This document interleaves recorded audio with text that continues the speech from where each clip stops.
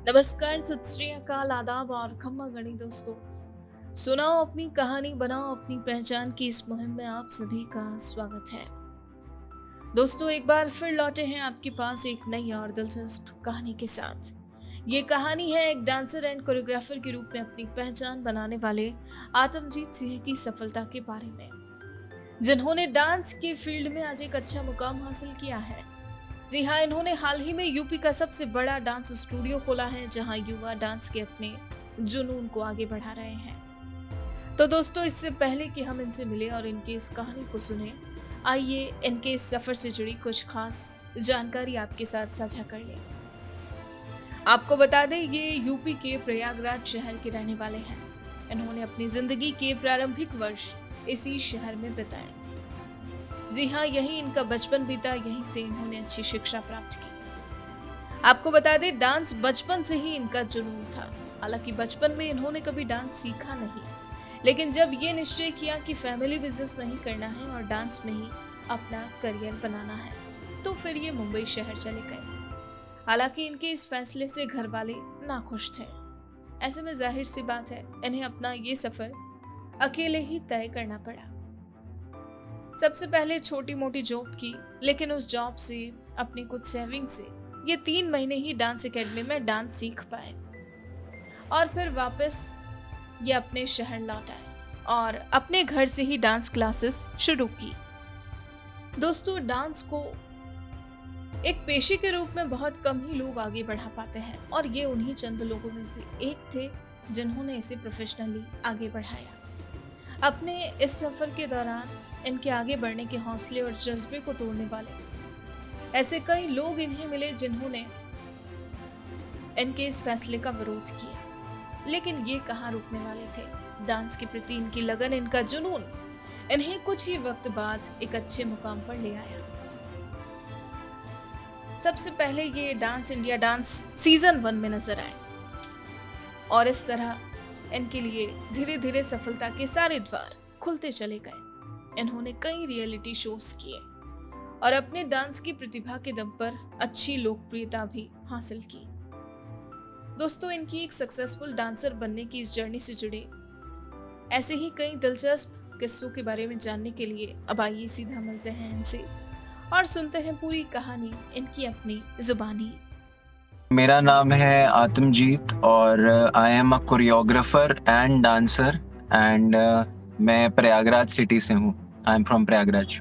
मेरा बचपन बीता है यहीं प्रयागराज में ही मैं पला बड़ा हूँ और सेंट जोसेफ स्कूल से मैंने अपना 12th किया है और इलाहाबाद यूनिवर्सिटी से मैंने ग्रेजुएशन करी है और उसके बाद ही मैं अपने इस डांसिंग करियर में लग गया था ग्रेजुएशन के बाद। एक्चुअली 2008 में मेरा प्लान हुआ कि मतलब मेरे घर का अपना फैमिली बिजनेस है, पर उसको बिजनेस छोड़ के मुझे लगा कि मुझे डांसिंग में बहुत इंटरेस्ट है और मुझे डांस करना चाहिए। तो बचपन से कभी सीखा नहीं था, क्योंकि मैं जिस शहर में था जिसको पहले इलाहाबाद बोलते थे, तो इलाहाबाद में यहाँ कोई क्लासेस ही नहीं थी। तो जब सीखने के लिए बात हुई कि चलो अब इस करियर में जाना है तो क्या कर सकते हैं, तो फिर मुंबई गए, वहाँ पे सीखा।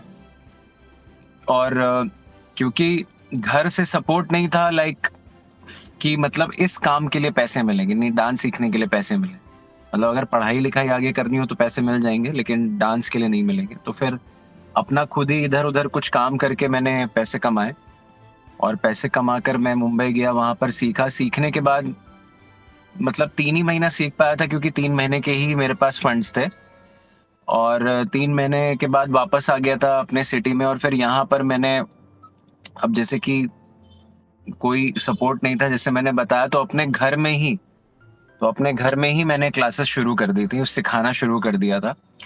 और वहाँ से जब सिखाना शुरू किया तो पहले तो फैमिली स्ट्रगल कि भैया ये क्या काम कर रहे हो, फिर उसके बाद लोगों का स्ट्रगल कि डांस क्यों करना है, इससे क्या होगा आगे, जब बुढ़े हो जाओगे तब क्या करोगे, अभी तो यंग हो, अभी तो कर ले रहे हो।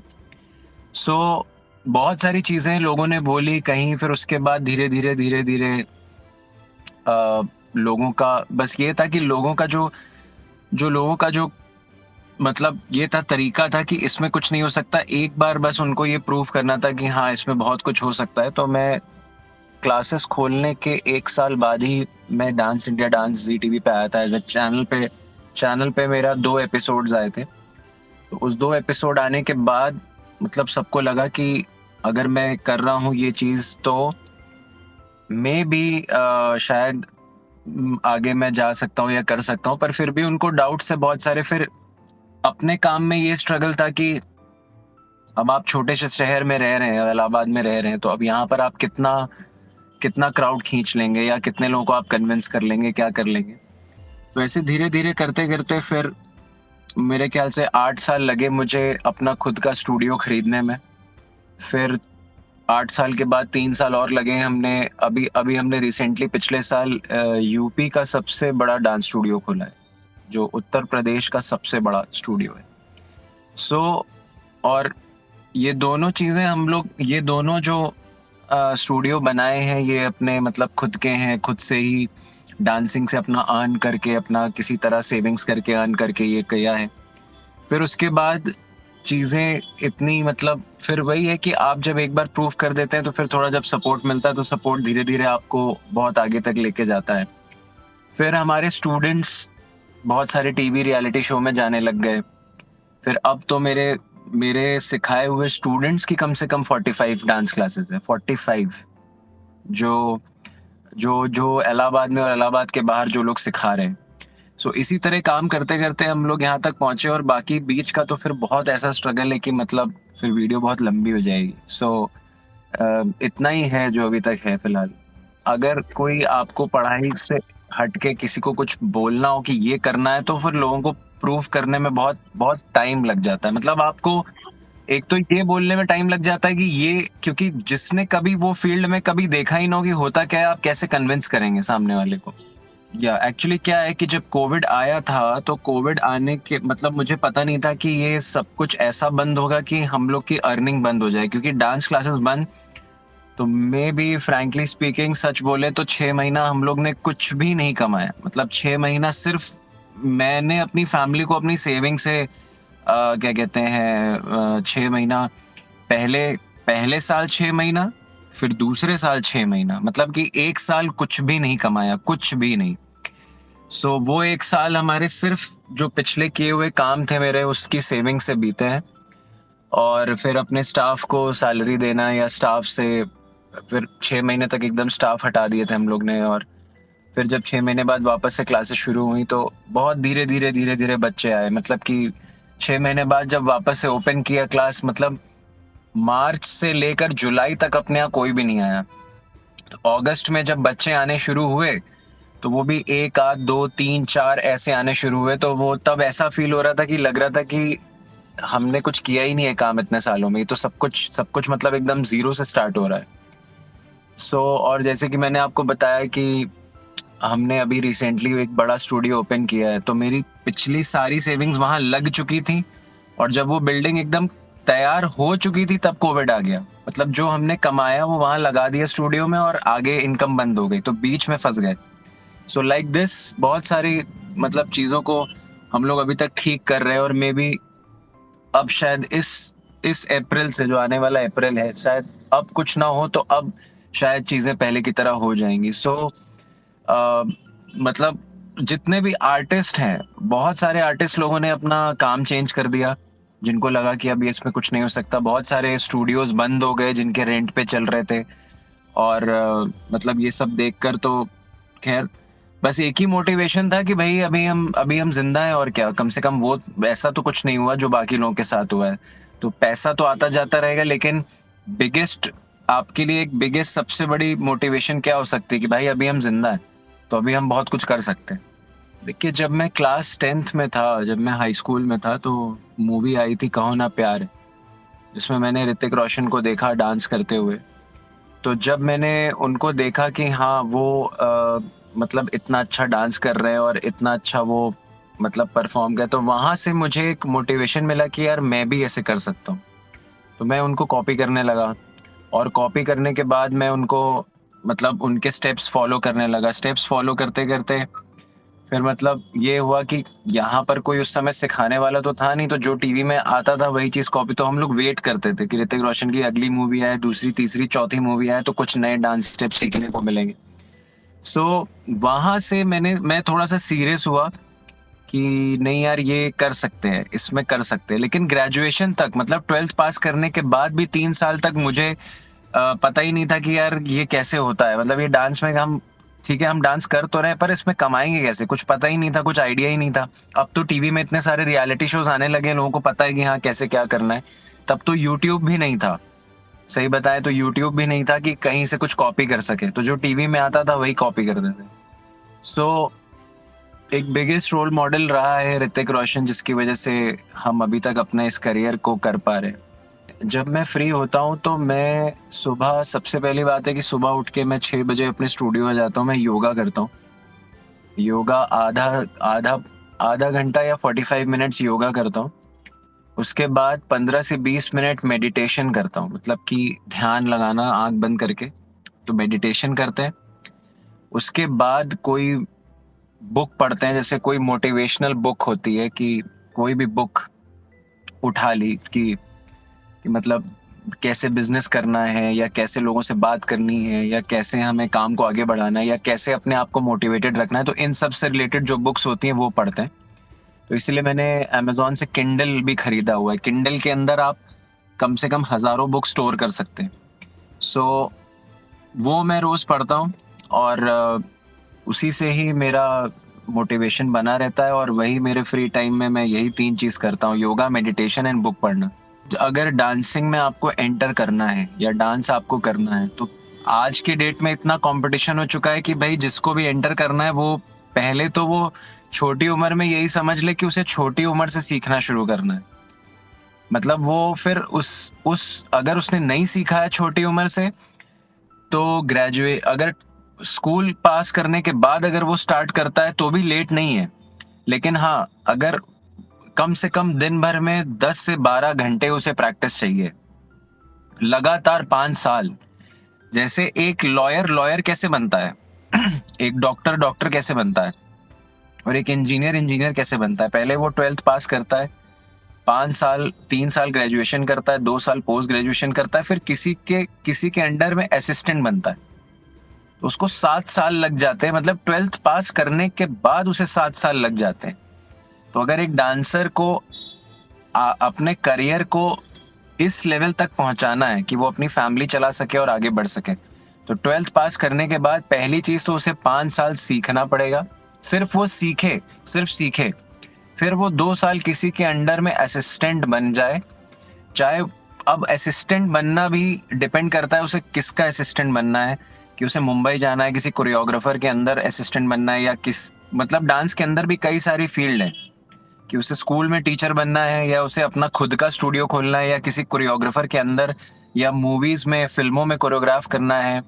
तो हर अलग अलग फील्ड है।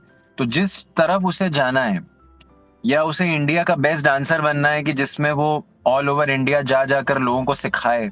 मतलब आजकल लोग डांस वर्कशॉप भी लेते हैं पूरे इंडिया में जा जाकर, उनके उससे भी अच्छे पैसे मिलते हैं।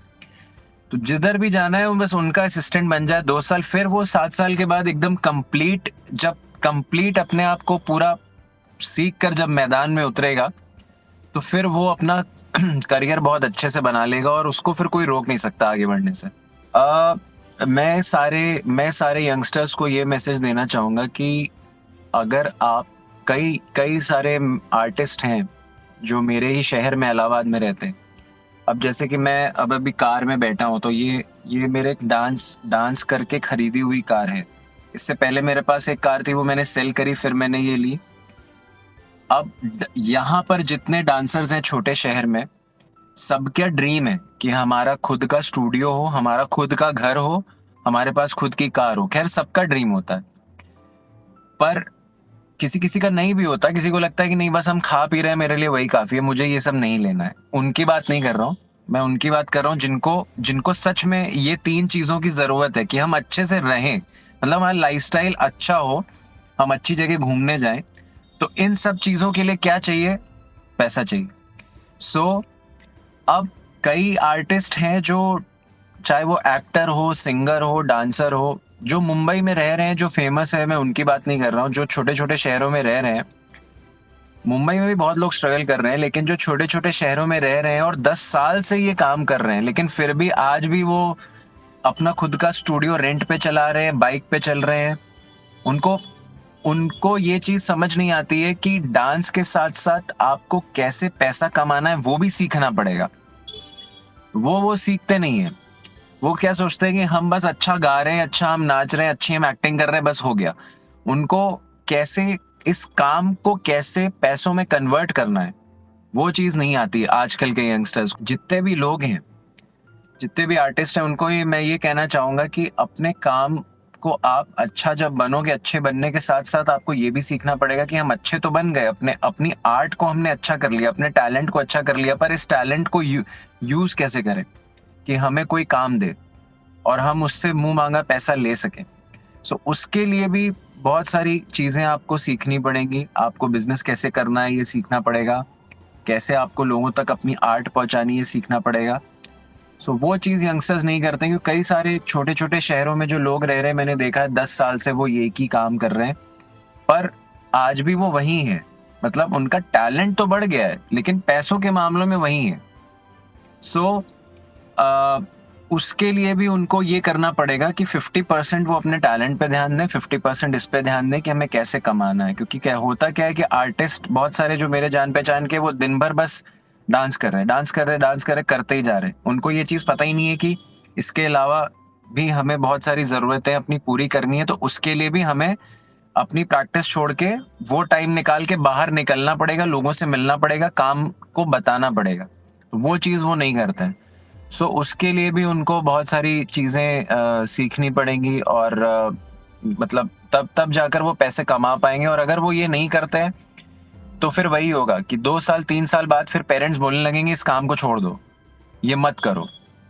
और किसी भी डांसर को ये भी समझना ज़रूरी है कि एक्चुअली में 40 एज क्रॉस करने के बाद आप उतना डांस नहीं कर पाएंगे जितना आप अभी कर रहे हैं, जितना आप 22-23 साल में कर रहे हैं। तो आपको इस 20 साल से लेकर 40 साल के बीच के जो 20 साल है, इसमें आपको इतना इतना अपने आप को कमा लेना है कि 40 के बाद फिर आप जिंदगी थोड़ा आराम से जिए, या आपको उतनी मेहनत ना करनी पड़े। अगर आप 40 के बाद भी एकदम मेहनत करते जा रहे तो फिर वो बॉडी आपकी वैसी नहीं चलेगी। सो मतलब ये डांसर्स की बात कर रहा हूँ मैं, बाकी सिंगर्स के लिए ऐसा कुछ अप्लाई नहीं होता है। ये उनके लिए अप्लाई होता है जो फिजिकल वर्क में है, जैसे कोई क्रिकेटर है या कोई एथलीट है, या हम लोग के जैसे कोई डांसर। तो उनका एक्चुअली में करियर 40 के बाद थोड़ा स्लो डाउन, क्योंकि बॉडी वैसे नहीं चलेगी। सो इस 20 सालों में उनको अपने आप को इतना कमा लेना है, इतना उनको अपने आप को सेविंग्स कर लेनी है, इतना अपना बैंक बैलेंस बना लेना है ताकि बाद में जब कोई ये कहे कि हमने कहा था ना कि तुम बाद में नहीं कर पाओगे, तो बाद में वो उस पैसों से अपने पैसे और बना रहा हो जो उसने कमा के रखे होंगे या उसने सेविंग्स कर रखी होंगी। सो बहुत सारी चीज़ें होती हैं एक आर्टिस्ट को ये समझने में कि एक टैलेंट एक अलग चीज़ है और उस टैलेंट से पैसा कमाना एक वो एकदम डिफरेंट चीज़ है। दोनों एकदम डिफरेंट फील्ड है और दोनों को सीखना पड़ेगा। और हर आर्टिस्ट को मैं यही कहूँगा, हर डांसर को मैं यही कहूँगा, या हर जितने भी लोग हैं जो नॉर्मल भी जो इस लाइन में नहीं है, आप जो भी महीने में कमाते हो, या आप 20,000 कमा रहे हो, आप 40,000 कमा रहे हो, 50,000 कमा रहे हो, तो आपके जो खर्चे हैं वो खर्चे करने के बाद जितना आपके पास बचता है वो आप कहीं पे इन्वेस्ट कर दो, या किसी एफडी में, या किसी बॉन्ड में, या किसी म्यूचुअल फंड में, या किसी ऐसी जगह में जहां पर आपको लगे कि वहां मेरा पैसा पड़ा है और वो 1 साल बाद बढ़ेगा, फिर वो लंबे समय तक पड़ा रहेगा, तो ऐसे पैसा बढ़ता रहेगा। लेकिन इन्वेस्ट कहाँ करना है इसकी भी नॉलेज लेनी पड़ेगी। तो क्या है कि आपने एक तरफ तो आप कमा रहे हैं और फिर कमाया हुआ पैसा आप इन्वेस्ट कर रहे हैं, वो अपने आप बढ़ता जा रहा है। तो उससे आप मतलब मैंने जो ये चीज़ें करी हैं वो इसी तरह करी है कि हमें जो भी आता था हम इन्वेस्ट कर देते थे, फिर वहां से वो अपने आप बढ़ता गया, तो उधर से भी आया, इधर से भी आया, मिला जुला के चलो ये चीज़ हमने बना ली। सो वो चीज़ करनी बहुत ज़रूरी है। तो अब इन सब चीज़ों को समझने के लिए थोड़ी बहुत एजुकेशन चाहिए। जैसे कि लोग कहते हैं कि हाँ पढ़ाई लिखाई करना बहुत ज़रूरी है, पढ़ाई लिखाई करेंगे तो ये सब समझ पाएंगे कि कैसे होता है। सो बस यही कहना चाहूँगा। और बाकी हम लोग का इंस्टाग्राम अकाउंट है Atmajeet institute of dance and arts के नाम से, और जो भी हम लोग ने यूपी का सबसे बड़ा डांस स्टूडियो खोला है वो स्ट्रीट टू स्टेज के नाम से पेज है, और दोनों ही पेज यूट्यूब पे भी हैं और फेसबुक पे भी हैं। और मेरा अपना पर्सनल अकाउंट है आत्मजीत के नाम से। सो आप लोग चाहें तो, अगर आपको अच्छा लगे उसमें जो भी हम लोग पोस्ट कर रहे हैं, तो प्लीज़ डू फॉलो। मेरी वीडियो देखने के लिए और ऐसे ही और वीडियोस देखने के लिए please download work mob app. Thank you so much. दोस्तों, ये थी एक डांसर एंड कोरियोग्राफर के रूप में अपनी पहचान बनाने वाले आत्मजीत सिंह की सफलता की कहानी। ऐसी ही प्रेरक कहानियां रोजाना सुनने के लिए हमारा चैनल सब्सक्राइब करें और बेल आइकन जरूर दबाएं। और अगर आज की ये कहानी आपको पसंद आई है तो इसे लाइक, कमेंट और शेयर करना ना भूलें। अब आप भी बन जाइए भारत की प्रोफेशनल कम्युनिटी की आवाज़ और सुनाओ अपनी कहानी, बनाओ अपनी पहचान की इस मुहिम से जुड़कर अपने जीवन के अनुभवों, करियर यात्रा, अपने उत्पादों एवं सेवाओं के पीछे की वास्तविक कहानी से देशवासियों को प्रेरित करें और अपनी एक नई पहचान बनाएं। Tell your story, inspire and build your brand with the power of video. जय हिंद, जय भारत।